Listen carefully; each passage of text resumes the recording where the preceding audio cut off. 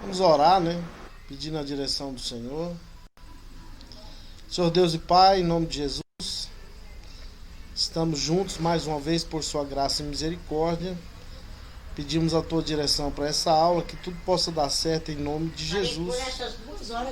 E que nós possamos aprender mais de Ti nessa noite, em nome do Teu Filho amado, Jesus Cristo. Nós Cristo. estamos sempre Amém. direcionados por Ti, Senhor. Abençoa Jesus, amém. Ok.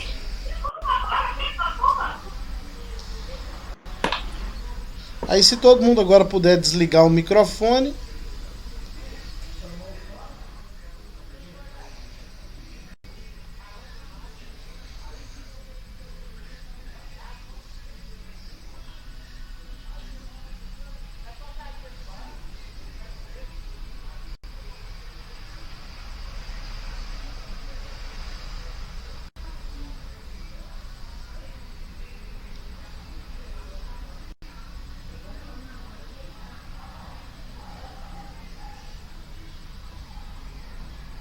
Pode passar mais, William.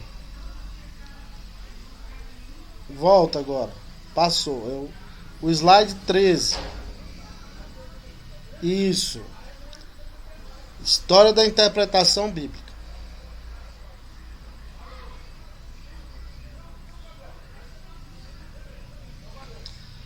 Então vamos lá. A história da interpretação bíblica remonta ao período do Antigo Testamento. Esdras e os escribas, você vai encontrar isso lá no texto de Neemias 8, de 1 a 9. Depois o verso 13 e 12, 36. A partir do retorno do exílio na Babilônia, foi necessário o uso dos targums, que são explicações sobre a lei. Já vou explicar direitinho o que é um targum. Os ensinamentos orais se tornaram um suplemento fixo e crescente para o texto bíblico, tendo uma autoridade igual à da escritura. Quem fala isso é Kaiser. Isso aí para os judeus. O que eles fizeram? Eles pegaram a tradição oral dos textos bíblicos e fizeram disso, na mente deles, na concepção deles, um material que tinha a mesma autoridade da escritura. Quando Jesus Cristo fez aquela repreensão de que eles não conheciam nem as escrituras e nem o poder de Deus, é porque eles usavam os targums e não a própria escritura mais. Eles usavam interpretações a respeito da palavra de Deus, mas não usavam necessariamente a palavra de Deus. Por isso Jesus teve que repreendê-los. E hoje em dia parece que não é muito diferente. Tem muita gente que, ao invés de usar a Bíblia, só usa comentários a respeito da Bíblia, né? Então a Bíblia é o nosso texto principal. Os rabinos, né, que fizeram essa condensação, tem aí a história breve de vários rabinos e da concepção de lei conforme a tradição deles. Estes se viam como sucessores dos sacerdotes e levitas, a quem havia sido confiada a interpretação e a aplicação da lei em Israel. Eu sei quem fala é o Augustus Nicodemos Lopes, né? A Torá oral, que é a tradição dos anciãos. Esta foi rejeitada por Jesus, é o texto que eu acabo de mencionar. Eles usavam a tradição oral e davam mais ênfase a ela do que a escritura. Eles pegaram o que a tradição rezava e ensinava a respeito da escritura e era mais importante para eles do que a própria escritura. O Midrashim, que era uma espécie de leitura e interpretação da lei, e tinha vários tipos de Midrashim.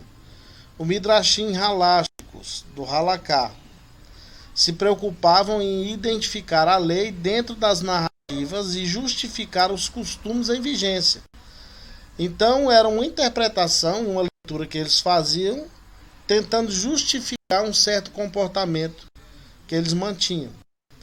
O Midrashim agático, ou os Midrashims agáticos, de Haggadah, se preocupavam em definir o sentido das histórias e experiências narradas por meio do vasto material bíblico. Então era um material extraído da escritura mas que não era também a própria escritura. O Mishnah também, que é a sistematização da Torá oral, da lei que foi preservada de maneira verbal, oral, não escrita ainda. O Talmud, esse aí eu tenho certeza que vocês já ouviram falar, que eram os estudos e interpretações rabínicas do Antigo Testamento. Passa. Vamos falar sobre os Talmudes. O Talmud de Jerusalém, ele foi elaborado na Palestina e surge a partir de discussões sobre a interpretação da Mishnah. E tem também o Talmud babilônico. Ele é composto por ensinamentos dos rabinos das academias da Pérsia com base na Mishnah e no Gemara, que são os registros dos debates entre os mestres sobre cada ponto da Mishnah.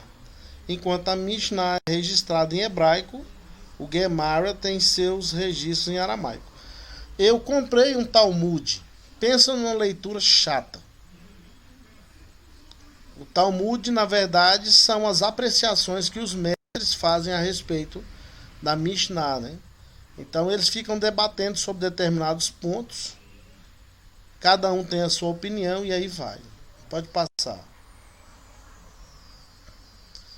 Então, como que funcionava a exegese rabínica, ou seja, a interpretação específica que os rabinos faziam do material que eles usavam? A Peshat, que é um método exegético que tinha como finalidade buscar o sentido claro do texto do Antigo Testamento, considerando o texto filologicamente, dando ênfase ao seu contexto histórico.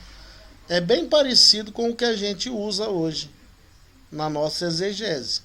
A gente faz a mesma coisa, a gente faz um estudo a partir das línguas originais, buscando o sentido autoral do texto. Então esse Peshat é bem parecido com o método histórico gramatical. O Midrash, que era um método que se preocupava com a aplicabilidade da Torá para seu próprio tempo. Esta forma de exegese trouxe uma série de problemas para a interpretação do Antigo Testamento. Primeiro, multiplicidade de sentidos no único texto. Ou seja, um texto não tem vários sentidos nem significados. Um texto tem um significado básico, ele não tem vários significados. Igual quando a gente escuta várias pregações no mesmo texto, empregadas de maneiras diferentes, né? A aplicação do texto pode ter a ver com o contexto. Deixa eu acrescentar aqui alguém na reunião. Mas a interpretação não, a interpretação é só uma. Por exemplo, se tivesse, vamos usar aqui um texto da Escritura. Deus é amor. Quando o apóstolo João escreveu, inspirado pelo Espírito, que Deus é amor, ele estava querendo dizer que Deus de fato ama e que Deus é amor. Não tem outro sentido, não tem outra interpretação. A interpretação da Escritura é só uma. Então essa problemática da multiplicidade de sentidos é um problema que existe até hoje na vida de muita gente que interpreta a Escritura. Segundo, a alegorização do texto bíblico. Meu Deus do céu. Tem gente que alegoriza tudo. Vai pregar, dá sentido para tudo. Tudo. Tudo tem significado. Tudo. É um negócio que chega a me dar náusea. Aonde a alegorização na Bíblia deve ser feita é muito claro. Agora, você sair dando sentido extra para os textos que são claros na Escritura não é correto. 3. Significado de detalhe. Se atém a questões no texto que não tem necessariamente a importância de se deter a eles. Fica preso a detalhes que não vão cumprir a finalidade da interpretação. Você tem que ir no centro, no âmago da questão, para aplicar o texto corretamente, interpretando, é claro, de maneira correta. Então, fica muito preso a significados de detalhes. Então, enche o texto de detalhes e fica dando significado de tudo. Isso também é prejudicial para a interpretação. Quarto, busca por novas palavras a partir da combinação da primeira e última letra de algumas palavras consideradas especiais. Isso era chamado de notoricon. Gente, isso é o maior problema. Pegava uma espécie de código, o início da palavra, depois o final, juntava para chegar a uma interpretação básica. Então, vou falar para você, esse método da Midrash aí, ele trouxe muitos problemas para a interpretação do Antigo Testamento. Parece que tem gente que aplica isso aí até hoje. Passa. Quinto, tendência à harmonização. O Midrash considerava as escrituras como uma unidade monolítica simples, ou seja, queria harmonizar tudo. Não tem como se harmonizar tudo. Algumas coisas tão claras que podem ser harmonizadas, outras não. Sexto, atualização ou aplicação. A preocupação em apenas aplicar o conteúdo da escritura proporcionaram a elaboração de novas leis para justificar a lei. Olha só, eu sei que vocês já sabem desse detalhe, mas a lei de Moisés, para os judeus, tem 613 mandamentos.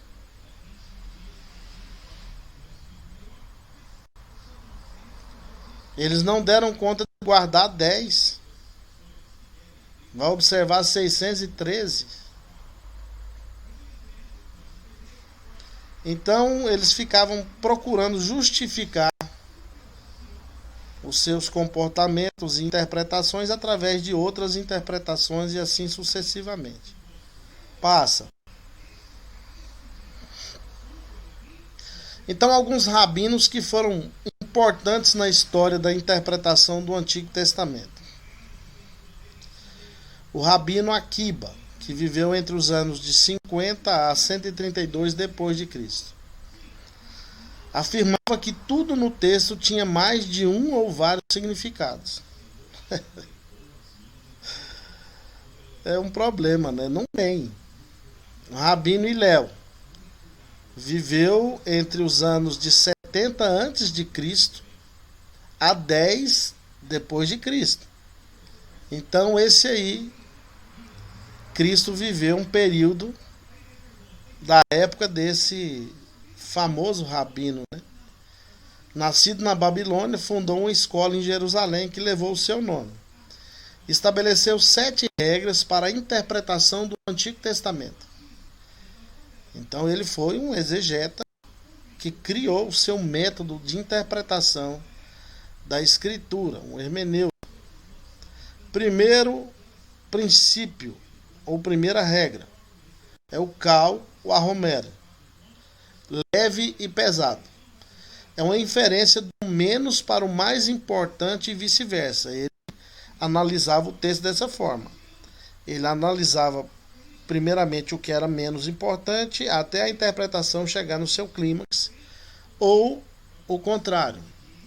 Segunda regra, o Gerezá, Shawá, que é a equivalência de expressões, ou seja, uma inferência por analogia.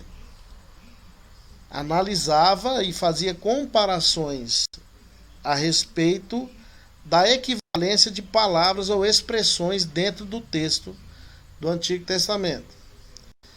Terceira regra, o Binyan Miktub Errad, ou seja, construindo a partir de um texto. Era a formação de uma família de textos quando um grupo de passagens possui o mesmo conteúdo. É aquilo que a gente chama hoje da nossa leitura através da comparação dos textos que falam do mesmo assunto. é você coordenar textos da Escritura que tratam da mesma coisa. É fazer a correlação dos textos. Todo mundo que faz estudo bíblico aí para aplicar na escola bíblica dominical ou em algum determinado grupo familiar, faz correlação de textos para afirmar aquilo que ele está falando, né? Passa aí, William, por favor. 4. O Binyan Ab Mishen Ketuvin. Construindo a partir de dois textos. Era uma espécie de generalização a partir de diferentes passagens. Comparava passagens agora com sentidos diferentes. Quinta regra, Kelal Uferat. Ou seja, do geral para o particular, ou o geral e o particular. Baseia-se na relação entre o genérico e o específico. Sexta regra, o Kaios Bo Bemakon Oher, que era a analogia feita de outro lugar. Era uma espécie de exposição feita a partir de outra passagem parecida. Queria justificar a interpretação através de outro texto. E a sétima e última, o Dabar Halamed Meinian. Era uma explicação obtida do contexto. O sentido deve ser deduzido a partir do contexto. Está totalmente correto. A gente não pode interpretar nenhuma passagem sem usar o contexto.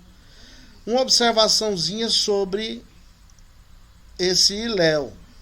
Aquele Gamaliel que aparece na Escritura, no livro de Atos, que o texto deixa claro que Paulo, ele cresceu aos pés de Gamaliel. Provavelmente Gamaliel foi neto desse Hillel, esse mestre, esse rabino judaico. Então foi um rabino muito importante que estabeleceu esses 7 princípios ou regras de interpretação. Passa. O outro grande famoso rabino do início, né, da interpretação bíblica, a partir do primeiro século, foi o rabino Shammai, o contemporâneo de Hillel. Porém, totalmente diferente dele, tanto na personalidade quanto na hermenêutica. Shammai interpretava a lei com muito vigor, possuía um temperamento sanguíneo e era de pouca paciência. Seus ensinamentos quase sempre se contrapunham aos ensinamentos do rabino Hillel. Então, na época de Jesus, os dois principais mestres eram eles, Hillel e Shammai. Gente, olha que coisa interessante. Um ensinava praticamente o oposto do outro. E ambos tinham seguidores. Uma passagem muito usada no nosso meio, Mateus capítulo 11, a partir do versículo, eu acho que 28. Deixa eu pegar minha Bíblia aqui rapidinho, peraí.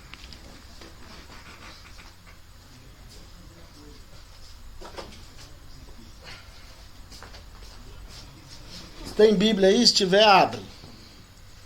Mateus capítulo 11.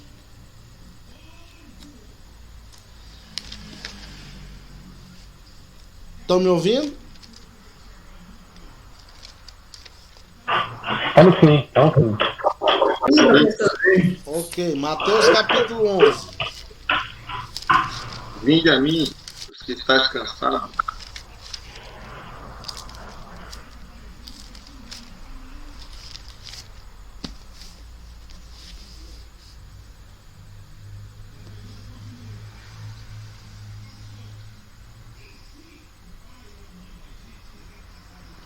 É isso mesmo. Mateus 11 a partir do verso 28. É um texto bem conhecido, né? E muito usado. Vinde a mim, todos vós que estáis cansados e sobrecarregados, e eu vos aliviarei. Tomai sobre vós o meu jugo, aprendei de mim, porque sou manso e humilde de coração, e achareis descanso para a vossa alma, porque o meu jugo é suave e o meu fardo é Leve. Rapaz, esse William é demais. Aí pra você ver. O texto tá aí para todo mundo ler. Vinde a mim todos os que estáis cansados e oprimidos, e eu vos aliviarei. Tomai sobre vós o meu jugo, aprendei de mim, que sou manso e humilde de coração, e encontrareis descanso para as vossas almas, porque o meu jugo é suave e o meu fardo é leve. Vamos entender isso aí no contexto de Jesus. Os dois principais mestres rabinos da época de Cristo eram Hilel e Shammai.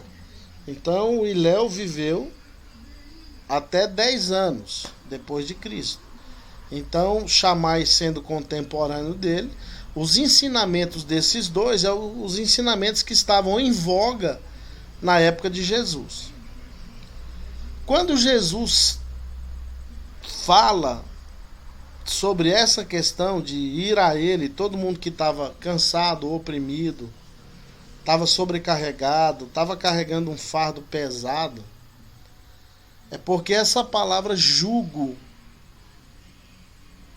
para quem entendia a questão de ser discípulo dos mestres ou dos rabinos, era o pacote de ensino que se dava ao futuro mestre, aquele que era recrutado na sabatina, no dia do bar mitzvah, e ele então recebia todo um pacote de ensinos na perspectiva de um desses dois mestres. Vocês se lembram quando Jesus tinha 12 anos? Ele sumiu dos pais e ele foi encontrado aonde? No templo. Numa sinagoga, não foi? Sendo sabatinado É pelos sinagoga, mestres. né? Na verdade, ele estava sabatinando os mestres, né? Era para Jesus ter sido recrutado. Eles deveriam ter recrutado Jesus para fazer de Jesus um mestre da lei, mas Jesus sabia mais do que eles. Com 12 anos, eles ficaram assustados e ao invés de recrutar Jesus, colocaram ele para correr. Então, o que era o jugo para quem era discípulo dos mestres? O jugo era o pacote de ensino. Seria como você hoje, você está fazendo teologia. O jugo seria o seu período como acadêmico da disciplina. Todas as disciplinas, todo o material didático que você vai receber durante o seu período de formação seria o equivalente ao jugo para os discípulos dos mestres. Então, quando Jesus falou, o meu jugo, tomai sobre vós o meu jugo, aprendei de mim que sou manso e humilde de coração. O meu fardo é leve, o meu jugo é suave. Provavelmente ele estava fazendo menção a Shammai, que era muito áspero, muito duro, ensinava a lei com muito vigor, cobrava demais. E Jesus está falando, o meu estudo, o meu jugo, não é assim. Ele é suave, ele é leve.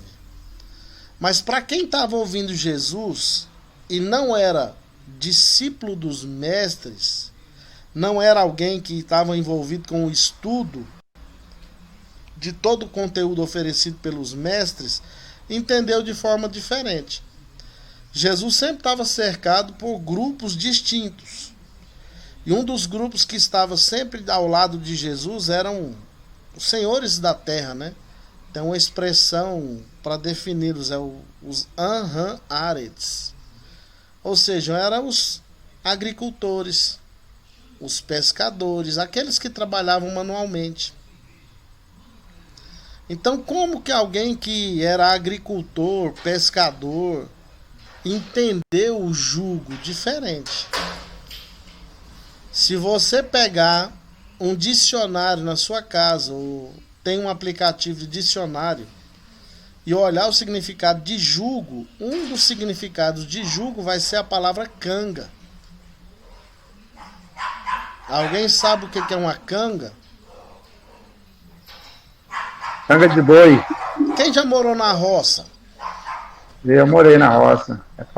Os dois bois andam juntos. Então é por isso que você está falando de canga facilmente, né? canga na roça tem várias utilidades. A utilidade primária é amansar um animal bravo. Você usa a canga para amansar um cavalo bravo, um boi bravo. E depois você usa espécies de canga para colocar no animal, para ele puxar ou o carro de boi, ou uma carroça, ou o arado. O arado era puxado por animais, né? Então, quem era da roça, quem era do campo, entendeu a mensagem diferente. Jesus está falando, ó, tomai sobre vós o meu jugo. Ou seja, tomai sobre vós a minha canga. É muito interessante, né? Você usa a canga, vou usar aqui a figura do boi. A canga para amansar o boi bravo. Você pega um boi que já é manso, que já foi amansado, atrela a canga no pescoço dele e coloca um boi bravo do lado dele.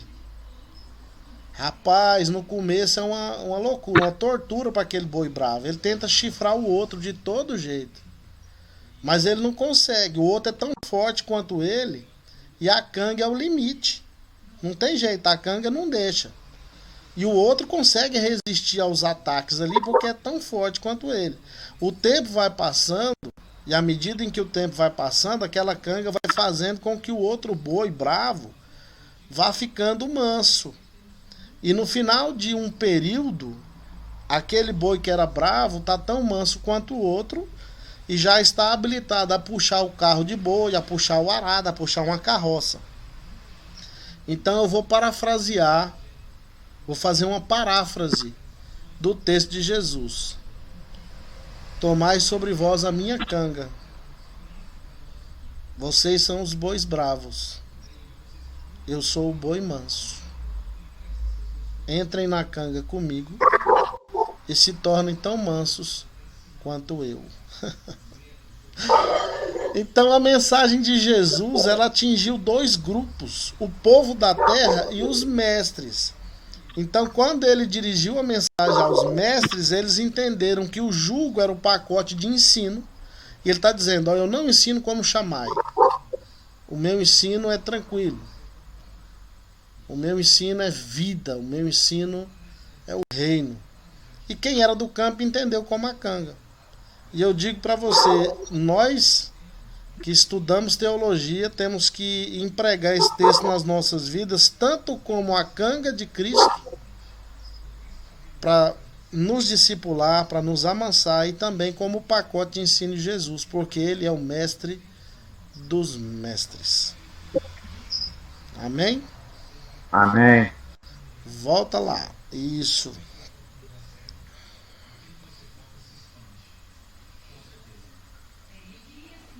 Professor, Fale.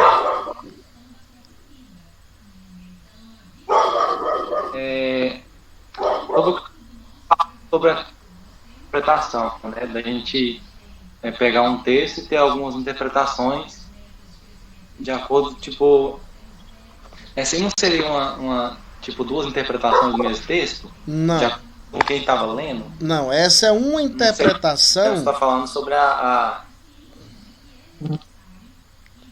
É uma interpretação só. O problema é que os ouvintes entenderam cada um de maneira distinta. Jesus deu uma paulada, uma cajadada para matar 2 coelhos de uma vez só.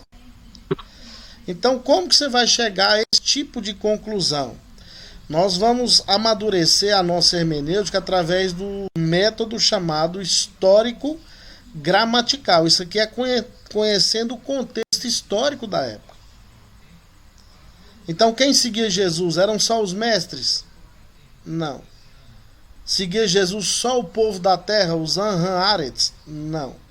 Então, quem seguia Jesus? Gente da elite seguia Jesus. Quem foi Nicodemos? Um mestre, não foi?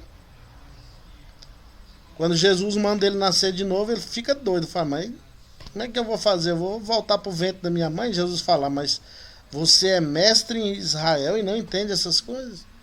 Então Jesus era seguido por mestres, por pessoas comuns, por gente da terra, por pescadores, por agricultores. Então a mensagem de Jesus ela veio de maneira eficaz. Então aqui não são duas interpretações, eram dois grupos de ouvintes distintos, é uma interpretação só. O povo da terra entendeu o jugo como canga e os mestres entenderam o jugo como o ensino dos mestres. Certo? Certo. Então vamos lá. A alegorização judaica, o que é isso? A alegorização judaica sofreu influências da alegorização grega. Os judeus de Alexandria, no Egito, receberam fortes influências da filosofia grega e procuraram harmonizar os dois conteúdos por meio da alegorização dos textos do Antigo Testamento. Durante esse período, cerca de 200 anos antes de Cristo, foi feita a tradução do Antigo Testamento para o grego, a chamada Septuaginta. Tanto a Septuaginta como os Targums procuraram remover os antropomorfismos dirigidos a Deus. Em Êxodo 15:3, o Senhor é homem de guerra. Foi traduzido por o Senhor esmaga as guerras. Deixa eu explicar o que é isso. Septuaginta, o LXX, né, o número romano, 70. A tradição diz que 70 ou 72 anciãos traduziram a escritura do Antigo Testamento para o grego koiné. Porque durante o período de 330 anos antes de Cristo e 330 anos depois de Cristo, a língua grega era conhecida como língua koiné, língua comum.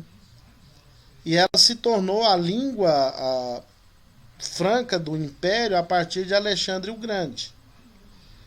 Então, essa Septuaginta é muito importante para o estudo da Bíblia. Você pode ler o Antigo Testamento em grego quando você aprender o grego, para ver as citações do Novo Testamento. Paulo, por exemplo, citava textos do Antigo Testamento com base nessa Septuaginta. E o que são esses chamados Targums? Esses Targums são também interpretações que os mestres faziam a respeito da Escritura, e eles se tornavam muitas vezes mais importantes para eles do que a própria Escritura. Vocês já ouviram a palavra Shekinah várias vezes, né? Alguém pode abrir um microfone e me explicar o que é a Shekinah?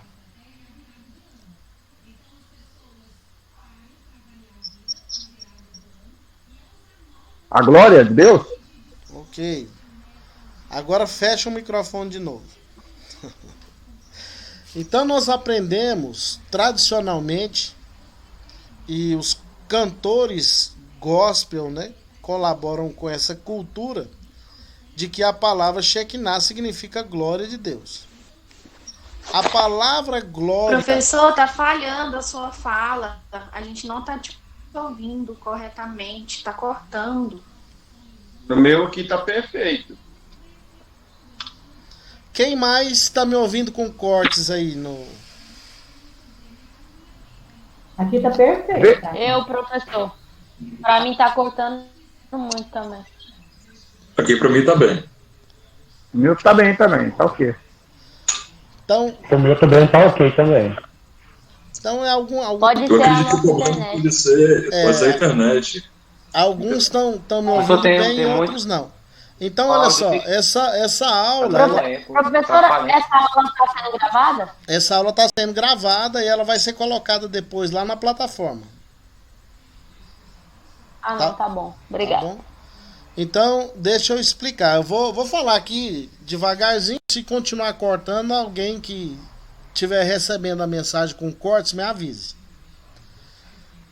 Mas a palavra glória no Antigo Testamento é kavod.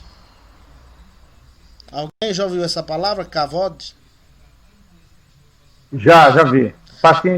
Quando fala de ali, né? Acho que fala quando a arca foi roubada, né? Então, Tá bom. apareceu o conceito de Icabod, ou seja, a glória se foi. Então a palavra glória no Antigo Testamento é a palavra Kavod, não é Shekinah. Se eu falar para você que não existe a palavra Shekinah na Bíblia,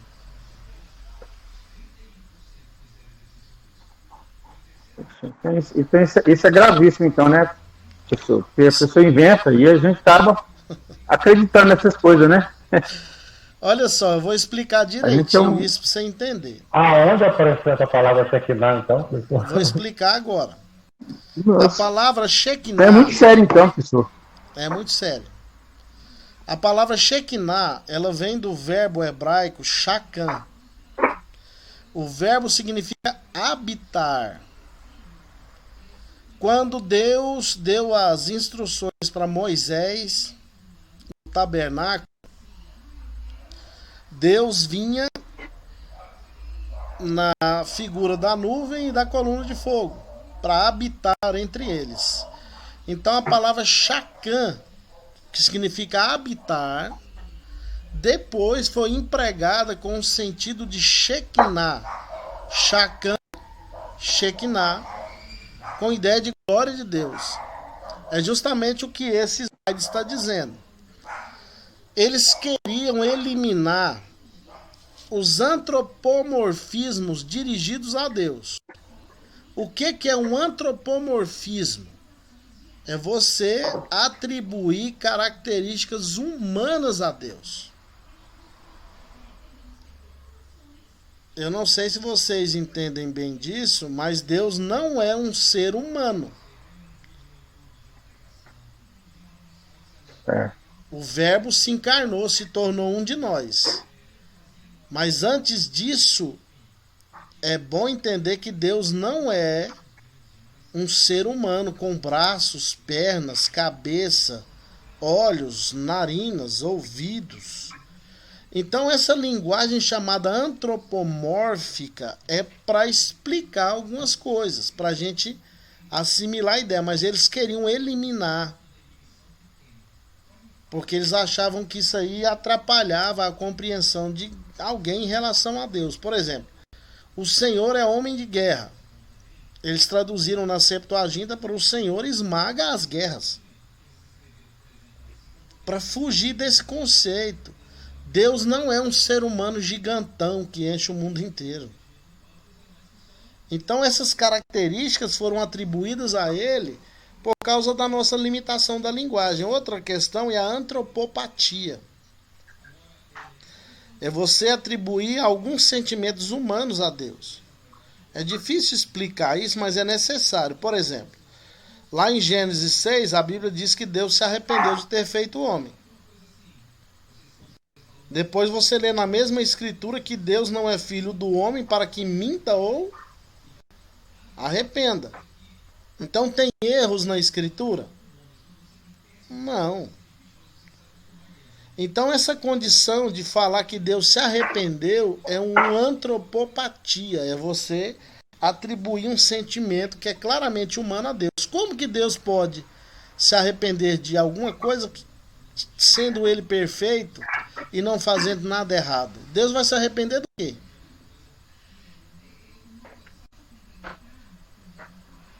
Deus não se arrepende de nada. O problema é que a palavra lá, ela tem que ser entendida de acordo com o princípio de interpretação. O verbo no hebraico é nahan. A ideia é que Deus viu, vai punir, Deus se entristeceu. Mas se arrepender não, Deus não volta atrás, Deus não pode voltar atrás. Isso vai contra a Escritura, isso vai contra os textos da Bíblia. Então essa palavra Shekinah, ela foi criada nesse intuito de tentar remover esses conceitos, professor, de atribuir a Deus características físicas. Quem falou? Eu. Fala. Isso vai contra os seus atributos reais também, né? Então,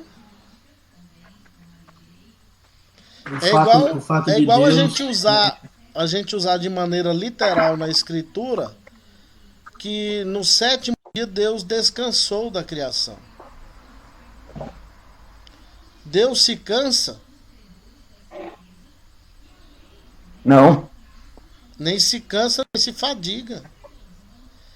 É Então, verdade. olha só, essas limitações da nossa linguagem é que trazem essas concepções chamadas de antropomorfismos e antropopatismos em relação à pessoa de Deus. Então, o Shekinah foi uma atribuição desses Targuns para tentar eliminar essa possibilidade de alguém entender que Deus era um ser humano grandão, poderosão, que enchia o mundo inteiro. Então eles tiveram boa intenção, mas acho que não era necessário isso, né? Se incorporou tradicionalmente o Shekinah no seio da igreja evangélica, que hoje é quase que impossível você tirar isso. Isso é verdade.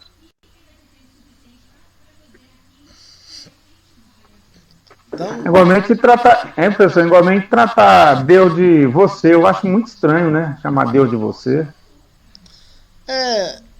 por mais que a Bíblia garanta em Hebreus que Jesus não se envergonha de nos chamar irmãos, ele diz que é nosso irmão por causa do plano redentivo, eu não me sinto nem um pouco à vontade de chamar Jesus de você.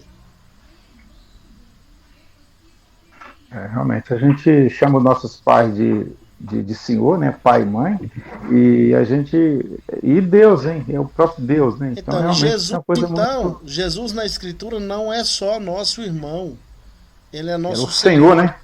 Nosso Senhor, é nosso mestre. Então eu também tenho muita dificuldade de me dirigir a Jesus como você. Eu também, eu fico... Passa aí, William. Professor. Oi. Na igreja que eu congrego, tem um pastor. Eles vieram de...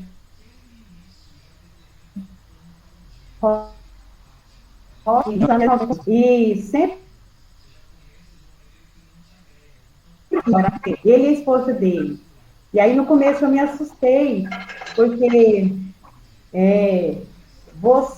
a gente fala você com pessoas normais, né? Igual a gente. Programas de tratamento para pessoas iguais, né? Esse pastor orando, e na oração ele falava você. Aí eu falei com o esposo, acho que é falta de, sei lá, de respeito, não sei nem a palavra certa para definir isso, né? E eu também não tenho coragem, assim, tá? É a forma que ele se relaciona com Deus. Eu particularmente prefiro não. Então, olha só, essa expressão, a forma do Senhor, em Números 12:8, ela foi traduzida pela glória do Senhor. Do Senhor. Ela começou por aí. Porque é o seguinte, é aquele texto, né, onde Deus diz para Miriam que falava com os profetas por sonhos, visões, mas com Moisés ele falava tete a tete. Tete a tete, gostei. Face to face, né? Cara a cara. Então, na verdade, aquele mesmo texto diz que Moisés viu a forma do Senhor.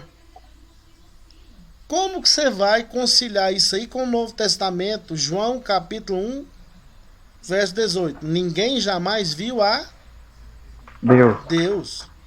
Mas o Deus unigênito que está no seio do Pai é quem o revelou. Então, Moisés, ele viu o formato que Deus assumiu para se apresentar a ele. Isso aí se chama, na teologia, teofania. Professor, e Estevão viu Deus em pé, e como é que diz? Estevão viu Jesus e Deus em pé, Jesus à direita do Pai. Viu a direita do Pai, mas não diz que ele viu o Pai, ele viu Jesus em pé. Jesus pode ser visto, porque Jesus assumiu de fato a natureza humana e não apenas uma forma humana.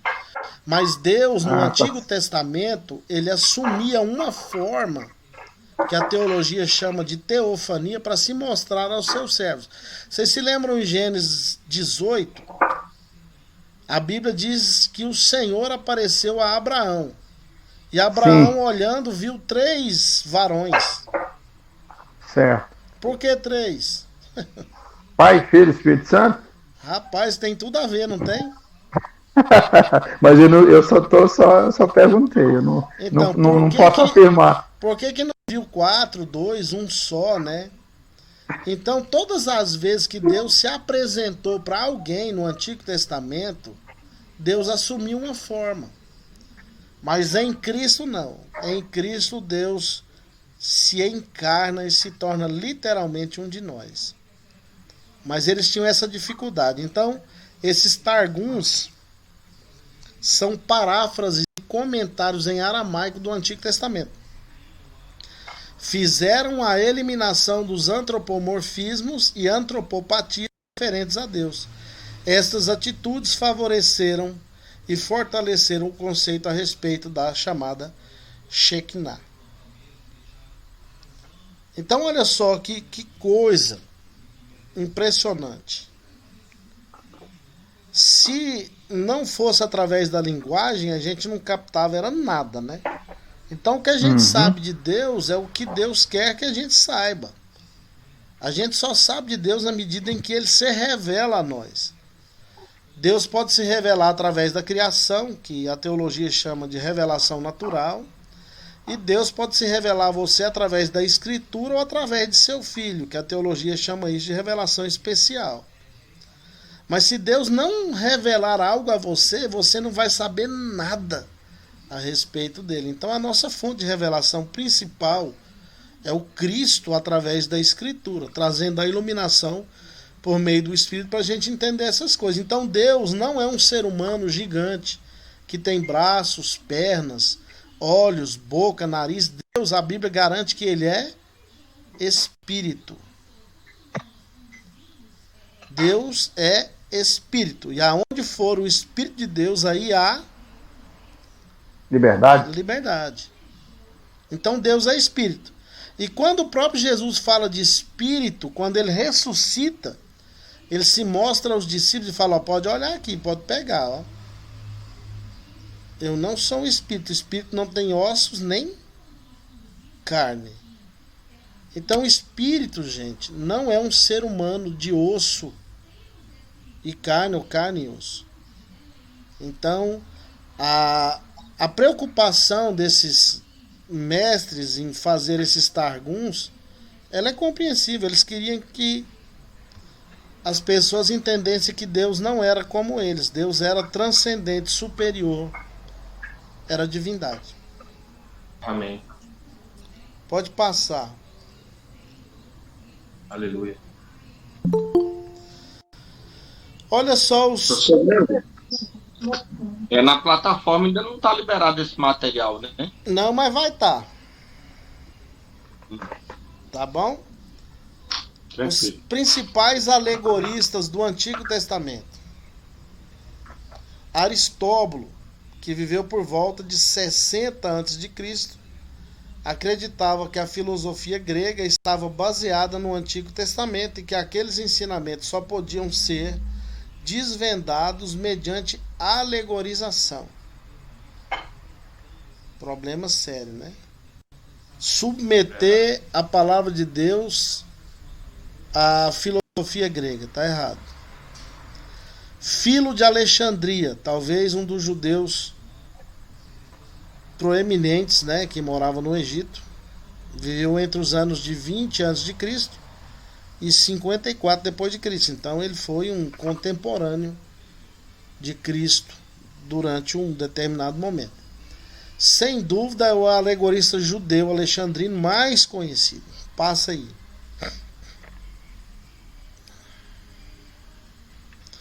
Filo, mesmo tendo sido influenciado pela filosofia grega, sendo um judeu devoto, procurou defender o Antigo Testamento diante dos gregos e principalmente diante dos próprios judeus. Acreditava que a alegorização era necessária para evitar as declarações aparentemente impróprias sobre Deus ou afirmações aparentemente contraditórias do Antigo Testamento. Seu desejo de evitar contradições e blasfêmias levou a alegorizar o Antigo Testamento. E de certa forma isso aí não foi bom, porque trouxe problemas para a interpretação.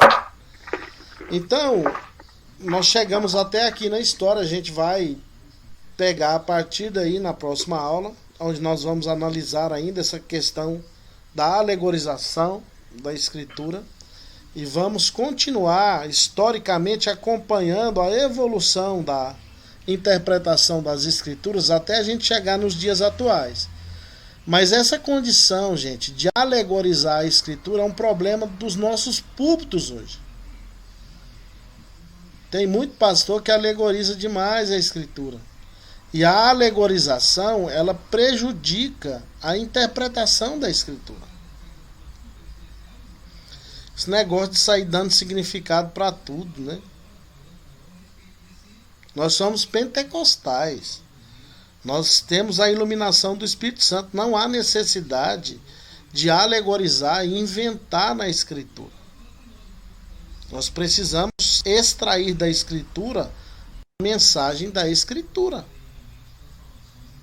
O que ela quer dizer, a gente tem que deixar a Bíblia falar. E não é falar pela Bíblia. Então esse problema da alegorização, você vê, ele é antigo. Ele começou antes de Cristo. E infelizmente até hoje tem muita gente que faz a alegorização da Escritura. Na aula passada eu disse para vocês que eu ouvi uma mensagem de um pastor que pregou que Jesus entrou no barco. O barco se distanciou da praia e Jesus do barco pregava as multidões. Ele deu significado para o barco, deu significado para a praia, deu significado para a água, deu significado para a distância que o barco se afastou da praia, deu significado para tudo. Olha só, vocês se lembram daquele texto de Isaías que diz que ele seria chamado de maravilhoso, conselheiro, Deus forte, Deus. Pai da eternidade, Emanuel, Príncipe da paz. Olha a mensagem que eu ouvi. É bonito, mas não é a verdade. Presta atenção. Davi pegou 5 pedras à margem do Jordão. Colocou na sua capanga. E quando ele foi enfrentar Golias, ele tinha 5 pedras. O texto lá diz que ele pegou 5 pedras. Ele tinha 5 pedras. E ele enfiou a mão na capanga para arremessar a primeira pedra em Golias. Quando ele olhou, ele não podia jogar. Aquela pedra era Príncipe da paz. Ele teve que guardar a pedra na capanga. Então ele enfia a mão na capanga e pega outra pedra. Não podia lançar, que era um maravilhoso. Guardou a pedra na capanga. Pegou a terceira pedra. E aí foi até que ele pegou a pedra certa, que era o Deus forte. Aí ele jogou o Deus forte na cabeça de Golias e Golias caiu morto. Gente, é muita imaginação, não é não? Já não basta o tamanho do Golias e ainda a certeza da pedra, né? Então tem que sair escolhendo o Deus forte dentro da capanga para chapar na cabeça do gigante. Então é muita criatividade desnecessária, gente. Professor Cleuber. Oi. Sem falar o que a gente está vendo no dia de hoje, que a palavra de Deus tem sido deixada de lado, e as pessoas têm levado por um caminho de revelação em revelação, aonde não tem um fundamento. As pessoas dão crédito cegamente a isso, quando a verdadeira revelação está fechada. Olha só. Você já estudou, foi aluno do Jeová, e deve ter aprendido com o Jeová que há uma diferença na Bíblia entre revelação e iluminação. Não tem revelação Isso. mais. Verdade. Revelação não tem mais. Hoje tem Verdade. iluminação, né? Pra você compreender a Escritura. Mas em relação ao que você disse, é só abrir a Bíblia em Colossenses.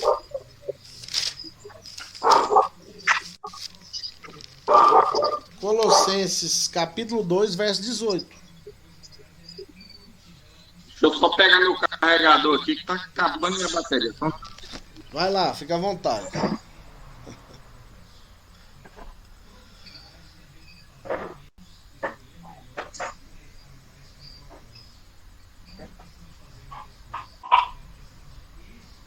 Rapaz, o irmão é ligeiro, esse William, viu?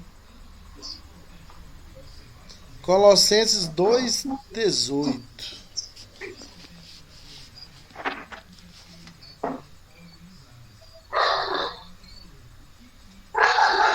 Ninguém se faça árbitro contra vós outros, pretextando humildade, culto de anjos, baseando-se em visões.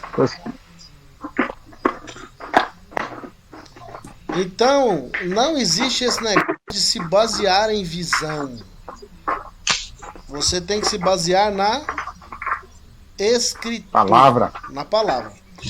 Gente, eu fui convidado por um pessoal que eu conheço para ajudar uma igreja na área do ensino bíblico. Então eles me convidaram e os cultos de ensino lá na igreja deles, eu não vou mencionar o nome da igreja, era nas terças à noite e eles usavam a revista Betel. E eles me deram autonomia para ensinar as lições da revista Betel, mas do meu jeito. Então eu fiz uma estrutura didática para os textos e fui ministrar. Eu ministrei estudos lá nessa igreja durante um período de 6 meses, até o Espírito Santo nitidamente falar comigo que era hora de eu ir embora. Porque o que era para eu realizar lá na força dele, ele já tinha feito através de mim. E eu então pedi para sair de lá e fui de volta para a antiga congregação. Mas essa condição de se basear em visão era um problema sério dessa igreja. Num dia da escola bíblica lá, do culto de ensino, algum irmão, eu não sei porquê, né? Cargas d'água, mas é claro que foi na direção do Espírito, me perguntou o que acontecia com alguém quando ele morria. Se o morto voltava, se aquelas sessões mediúnicas do Espiritismo eram de fato possíveis, né? E eu usei o texto de Eclesiastes, eu acho que 9:5, que diz que os mortos não sabem coisa alguma, mas sua memória jaz no esquecimento. E eu tô falando sobre isso, que morto não volta, morreu, ele fica aguardando lá no Hades até o dia da ressurreição, e o diácono lá na porta da igreja olhando para mim e fazendo assim com a mão, rejeitando a minha palavra. E eu olhando para ele, ele balançava a cabeça, memeava a cabeça, fazia assim com a mão. E eu me dirigia a ele diretamente. Falei, o que foi, meu irmão? Você quer falar alguma coisa? E ele não falou nada e eu continuei a minha fala, dizendo que morto não volta. A Escritura garante isso, deixa bem claro, que ao morto está ordenado morrer uma só vez e depois disso o quê? Ao indivíduo morrer uma só vez, depois disso o juízo, né? Então olha só, o que tinha acontecido eu só descobri depois. Ele foi orar no monte. No monte ele teve uma visão do pastor falecido da igreja dele. E na visão do pastor falecido que ele teve, ele quis trazer direções para a igreja, dizendo que o pastor tinha aparecido para ele direcionar a igreja para um caminho segundo a revelação do pastor. E eu descobri isso aí depois. Eu falei, a revelação ou foi da carne ou foi do diabo, porque morto não aparece para ninguém para dar instrução, né?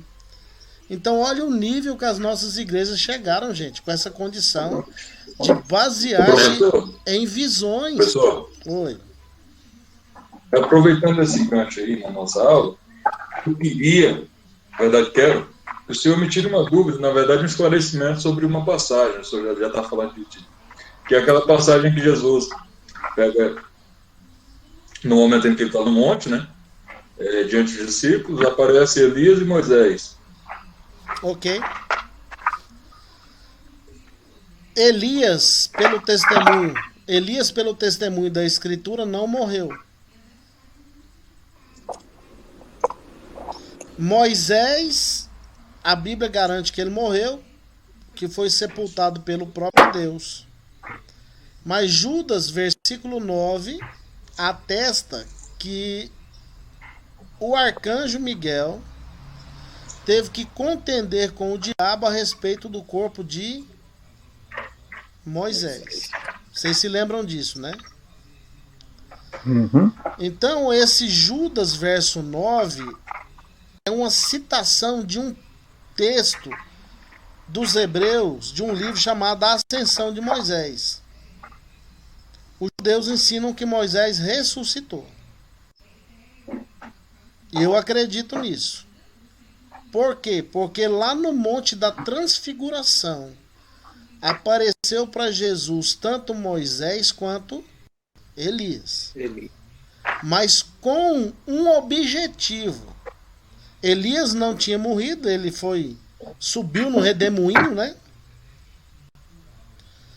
E Moisés, então, ressurgiu dos mortos. Por isso teve condição de aparecer lá na Transfiguração. Lá na Transfiguração, os discípulos ouviram a voz de Deus, dizendo: eis o meu filho, a ele ouvi. Por 3 vezes a voz de Deus falou sobre Jesus Cristo. A primeira foi no batismo. Eis o meu filho amado, em quem me comprazo, em quem tenho prazer. A segunda vez foi na Transfiguração e a outra está lá no livro de João. Na Transfiguração, Deus disse: eis o meu filho, a ele ouvi. Ou seja, escutem o meu filho. Quem estava lá no monte com ele? Moisés e Elias. Quem foi Moisés? Um grande homem, um grande o libertador do povo, que conduziu o povo do Egito para a terra, não possuiu a terra, morreu antes, mas levou o povo até o limiar da terra. Moisés é mencionado no Novo Testamento como o autor da lei, do Pentateuco. O próprio Jesus menciona que Moisés, como escreveu Moisés? Moisés disse, Moisés fez isso. Então Moisés representa a lei. Elias é a figura profética na concepção judaica como ter sido o maior de todos os profetas. O judeu considera Elias como o maior dos profetas. O que é lei e profetas na Escritura? Não é todo o Antigo Testamento? Se lembra de Jesus ressurreto no caminho de Emaús? E eles, depois que percebem que Jesus era o Cristo, quando os olhos deles são abertos a partir do pão, a Bíblia diz que Jesus começou a expor em Moisés e foi pelos profetas falando a respeito de toda a revelação sobre o Messias. Então, Moisés e Elias no Monte da Transfiguração representa o Antigo Testamento. E Deus está falando, tá vendo aí? Está Moisés e Elias. Mas escutem o meu filho. Jesus é a revelação maior de Deus. Jesus dá toda a autoridade ao Antigo Testamento. Por isso que você tem que ouvir o Cristo. Esse foi o motivo da transfiguração e onde apareceram Moisés e Elias.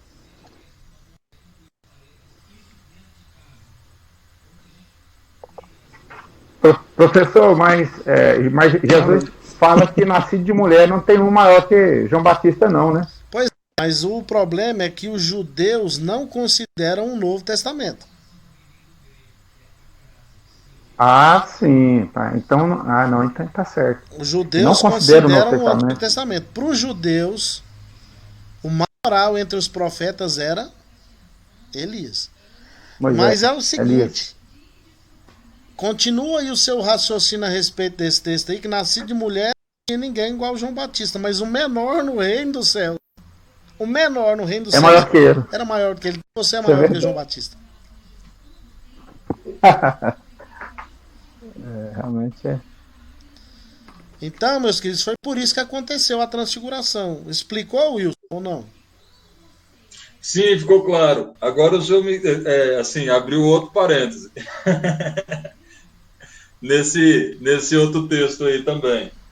É porque o professor de teologia, ele citou esse texto que o irmão acabou de mencionar, que, no caso, não sei se é verdade, mas ele usou dizendo que, no caso, João Batista, o profeta, ele não teria feito parte do reino.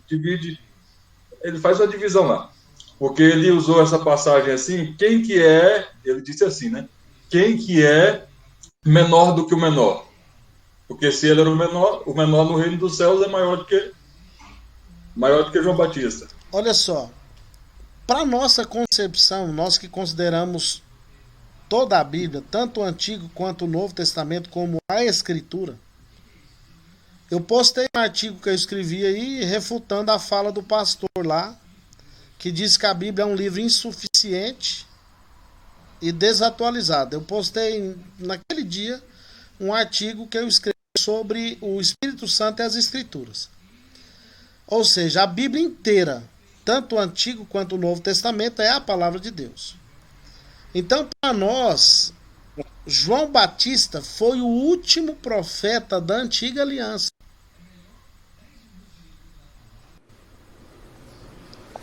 Mateus 11. Ele encerrou o período profético da Antiga Aliança, gente. Então, o último profeta do Antigo Testamento ou da Antiga Aliança não foi Malaquias. Foi quem? João Batista. João Batista. João Batista. Então, na época de João Batista, a Bíblia deixa bem claro que o reino de Deus era tomado por violência ou por esforço. Aqueles que se esforçam apoderam dele. Na nova aliança, você precisa nascer de novo. Já é uma atitude de graça. Então você não está mais sob a lei, você está sob Cristo. Por isso que a transfiguração deixa claro: não escutem a lei, escutem o Cristo, porque Jesus é o fim da lei. Pode ser o fim final ou fim como finalidade.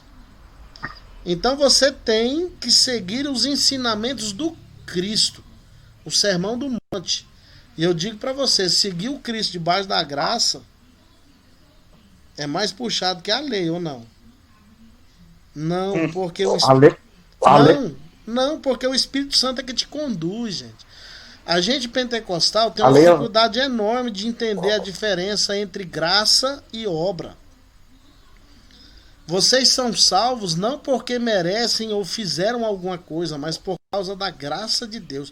A salvação é só pela graça, não é meritória. Não é meritória. É pela graça. Não adianta subir. Nada que eu faça, Não adianta subir degrau de joelho.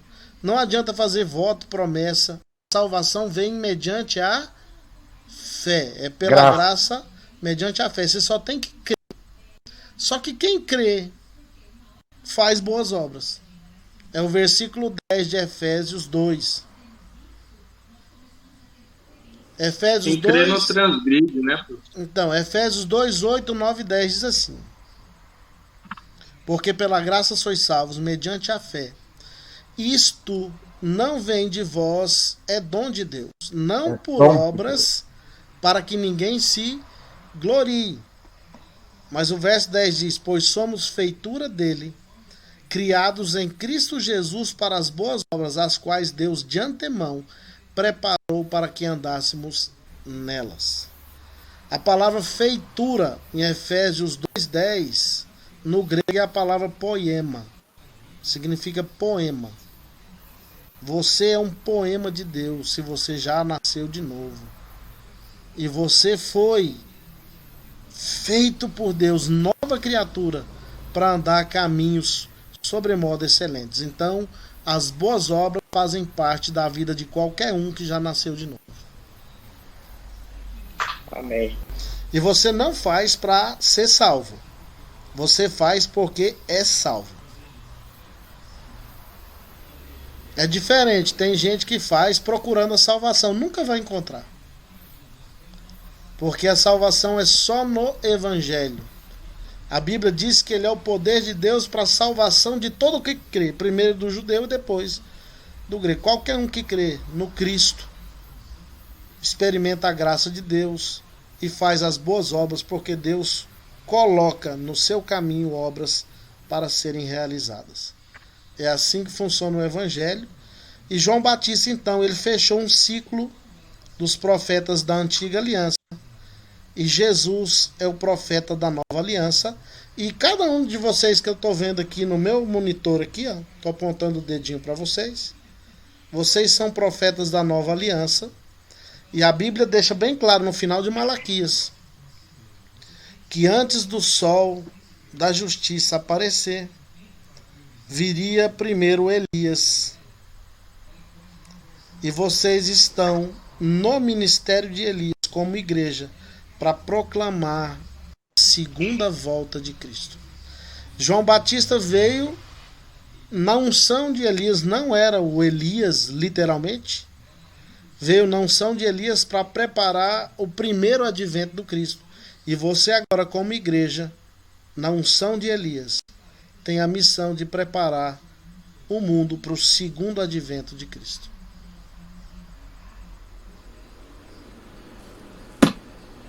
Amém? Amém. Amém. É isso aí. Amém. Amém, pastor. Glória a Deus, palavra maravilhosa. É a palavra de Deus. A palavra de Deus, ela é maravilhosa. Então nós vamos, na próxima aula, continuar estudando a história. Aí depois a gente vai entrar na prática. Vamos usar a hermenêutica verdadeiramente. Professor Glebo, eu ia trazer um pouco aquele relatório, tinha um relatório da pregação, como é que ficou? Pois é, eu estou esperando. Vocês podem enviar para mim no meu WhatsApp privado, se quiser, no meu e-mail, vocês que decidem.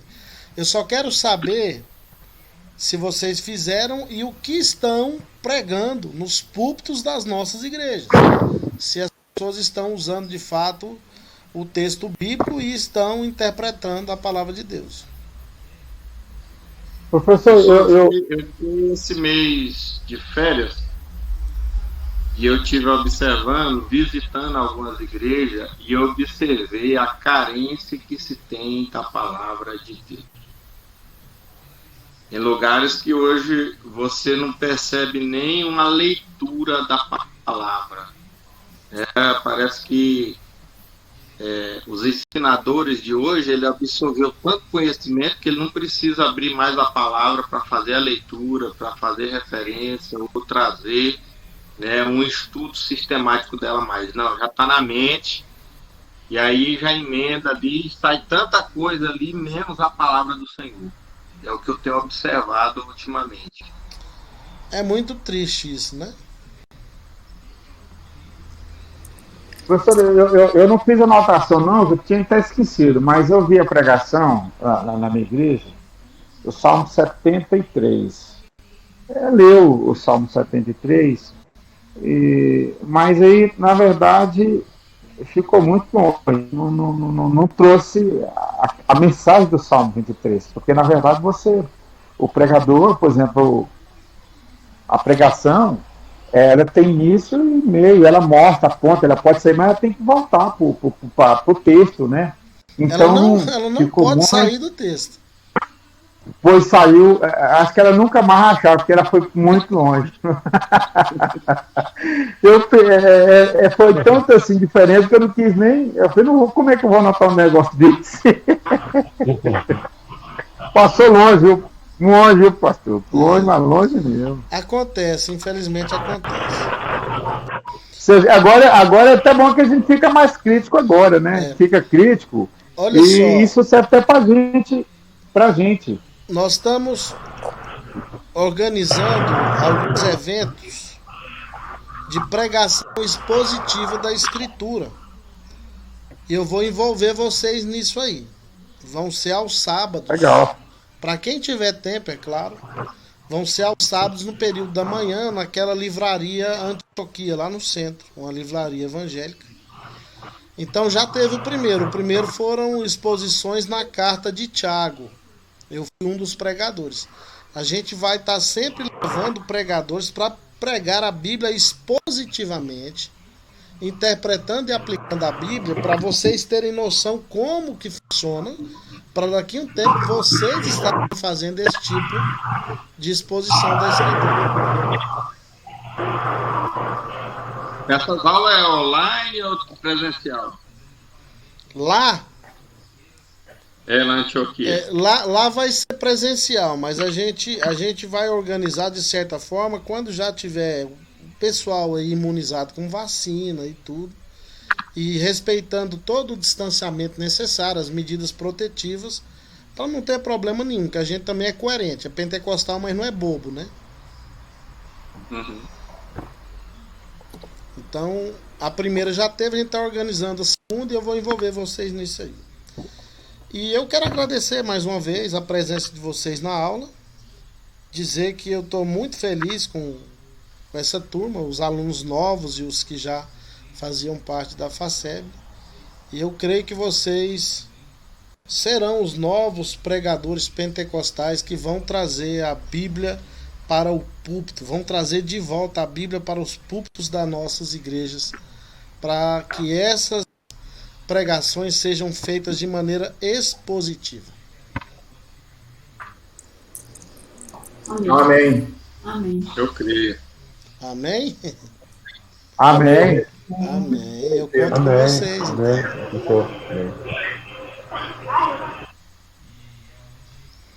Meus queridos, então, se alguém quer falar mais alguma coisa, tem mais alguma dúvida, esse é o momento.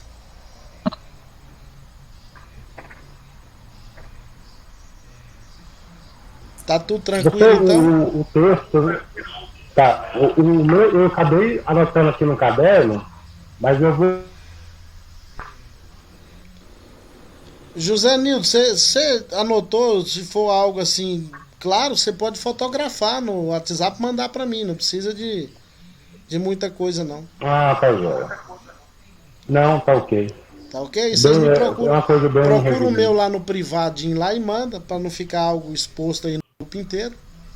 E tá tudo certo.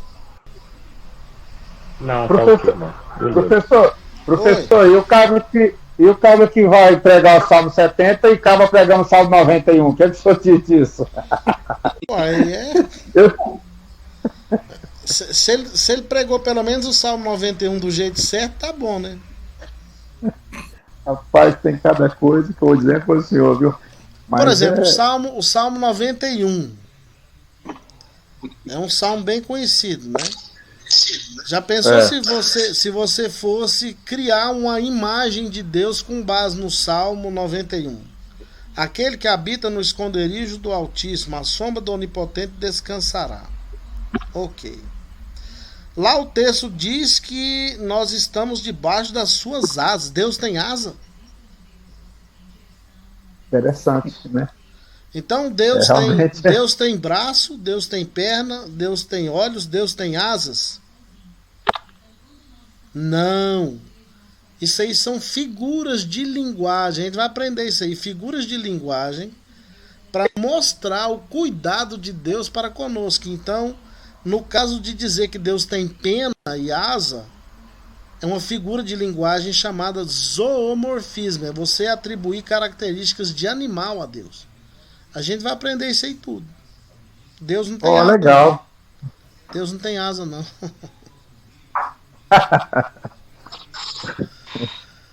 Mais alguma questão? Tá todo mundo tranquilo?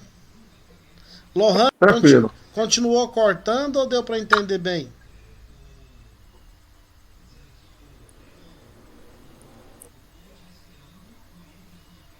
Não respondeu.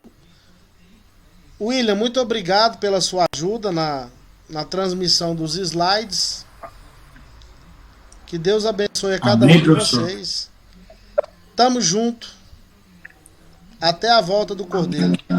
Eu costumo dizer o seguinte: se Jesus voltar nesse ínterim, nesse intervalo de hoje até a próxima aula, se Jesus voltar, eu vou estar lá debaixo da árvore da vida, e quem quiser bater um papo comigo é só passar por lá. Professor, Pode falar. professor, Gelzadak, minha primeira aula hoje, e minha internet aqui também tá legal não. Estou na internet do telefone, acabando com ela aqui. Essa aula vai estar disponível na plataforma? Vai sim. Eu Tá, vou ok. eu vou ver se eu faço Vou o ver a- seguinte.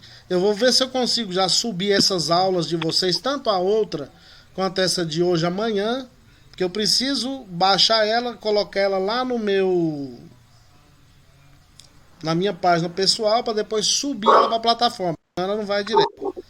Então eu vou fazer isso amanhã, e já nesse final de semana eu deixo ela disponível lá na plataforma.